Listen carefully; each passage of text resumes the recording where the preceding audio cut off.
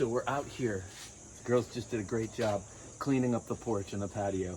And it occurred to me that I should share this information. So the next time you're in a Bowie knife duel, you're out there at Starbucks and someone besmirches your cuts you in line, you know, you have to call them out to a duel. Of course, what are you going to use? You both have your Bowie knives. I mean, who walks around with swords these days? So you square up, and you should turn your knife around like this, at least for the initial. Oh, the gato, yeah. At least for the initial part of the fight. It looks strange, but this is something that I've heard called the Randall fighting method, and something I saw. You can see in various places. One is in Butch Cassidy and Sundance Kid, where Butch kicks the guy in the crotch. He's squaring up to have a Bowie knife fight. He has his knife like this. And I remember as a kid thinking, what's he doing that way? You know, he's not going to be able to cut anything. But here's proof that this is a great way, at least to start. On those initial cuts where you're trying to, you know, cut the fighting hand and hurt the guy's knife hand so he drops his weapon. Here are a bunch of different styles of swedge. You have a totally dull swedge on this Kudaman. On the Cold Steel Trailmaster, you have a 0 ground edge.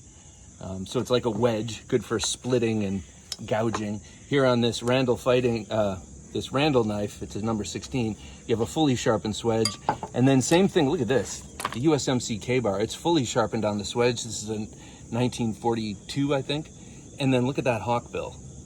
So a good idea to use. Let's thank you, sweetie. Let's go through some of the differences. All right, look at this. We're gonna use this Amazon box. Hopefully I don't destroy the furniture. That would be bad, right? Mom would probably kill me. She okay. Definitely would. All right, so I'm gonna hit it first with the regular edge, with the sharp edge, and I'll just do an angle one. Or I'll just do a downward. All right, so that's a pretty nice gash, right? Pretty nice gash. But now I'm gonna do the same energy. I'm gonna use the swedge, the 0 ground, nearly sharpened swedge of the Cold Steel Trailmaster. Okay.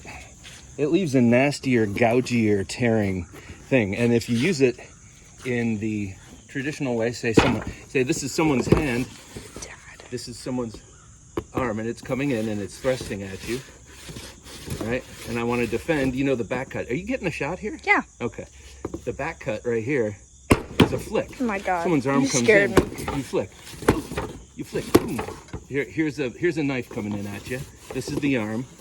You're like this. You're dueling. Boom. With that back flick. That's what they talk about when they talk about a back cut.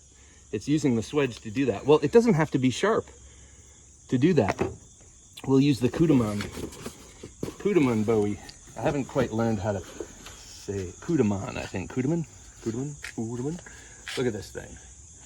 I know, I'm getting the cringe from the camera girl. Beautiful knife from Spain. My first Spanish knife. I want to check out Joker. I want to check out Muela, a brand I was looking at when I was a teenager. All right, let's see how this totally, look at this. I would not do that with the Trailmaster or the USMC K-bar or the sharpened Randall here, but that's totally unsharpened. Okay, now first we'll do the edge, very sharp hollow ground edge. Very nice cut, very nice gash here. Let's try it with just the tip here on the swedge. Pretty horrifying gash, but I feel like I may have put a little extra juice in that one. So let me do it even more gently. Yeah, I'm gonna do it gently here.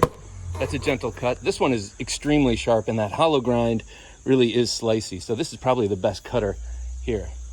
But look at what the back dull side of that tip can do. It's amazing. All right, now let me show you with a couple of other knives. Here it is with the Randall number 16. That's the number 1 fighting blade on the number 16 handle. This number 1 fighting blade is the one that saw action in World War II. I think other models did, but this one definitely was the popular one. Let's see. So here's the front. I mean, a very nice cut. These are great cuts, but here's just to show you what you can do with that sharpened swedge. Here, I'll use let's do the back cut method here.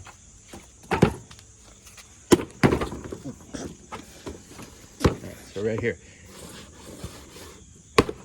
Oh, I mean, it's really sharp. It's Would you really like me to sharp. hold it in place? The point is, you have more of a Warncliffe and more of in this case, more of a hawkbill there for those, especially for those initial strikes. I mean, that is just nasty. Look at that. Let's see. And that cut right through that. Are you shocked at the thoroughly unscientific nature of this test? Look at that. Look at that. You just have that really nice hawkbill gathering the material in there. I'm going to do about the same force with the cutting edge. Pretty good too. Pretty good too. So here, let's widen out. So just remember, if you're fighting with a Bowie knife or a Bowie style clip point blade like this, don't forget about that tip. You can use the swedge. I know it happens all the time, and I'm sure you have your own style and method, but this is just a suggestion. Of course you do, people in the Starbucks coffee line. It's just a suggestion. All right, thank you for suffering this. I appreciate it. Take care.